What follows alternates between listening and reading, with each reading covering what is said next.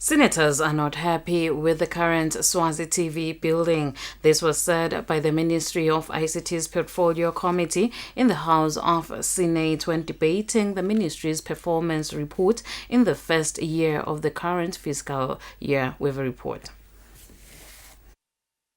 After the Prime Minister's Portfolio Committee was done with its business, the Minister of ICT's Portfolio Committee in the House of Senate commenced its debate of the Minister of ICT's performance report in the first quarter of the current fiscal year. The legislators said the current Swazi TV structure is not in line with the country's 2022 aspirations.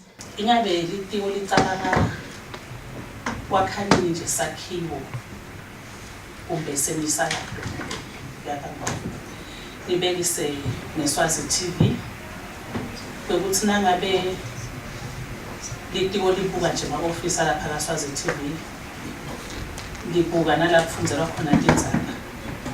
Ingabe lithina libuka licabanga ukuthi yini le umsakazo ubukwa lonke lelive emhlaba wonke wonke nalapho khona kufinyelela khona siswati asilulateki yini kulamanye emave ngoba uma sibuka sitimpunga sikhange ngathi sisemuva nje kakhulu ungathi sekuyasihlaza kambe nangabe la office anje nalapho khona indzaba sisetawufika ku-2022 kubuka nje le progress ukuthi ngayingakanani emaswati ngamevele uma babuke ema-sales amthenge kakhulu into sikujana ngokuthi bayakhona yini kubukela.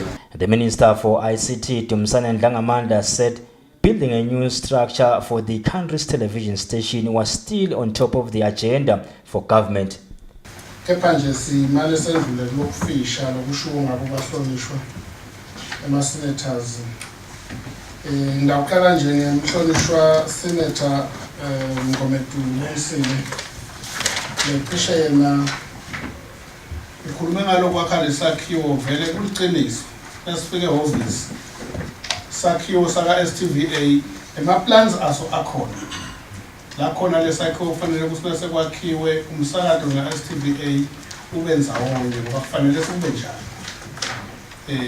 lesimo lokusovela kusiso kepha ke angichaze ukuthi ngenza bayethe imali ngabe ngibulala la sikhona namuhla kube imali ikhona ngakhona lokwendiwe otherwise litiko lenzaba lena nje nakwenteka nje uhulumende kubonakala ukuthi soyaphefumula kahle etimalini sekukhona ikhala la khona angakhona ukuthi nakasevela lapha bese soyakhona kusebenza lapha siyawuvele sibe indzaba lena lesiyigijimela ukuthi isebenzeke phambili lesimo vele asisiso lesikahle. The minister said he was going to bring written answers on some of the questions posed by the legislators.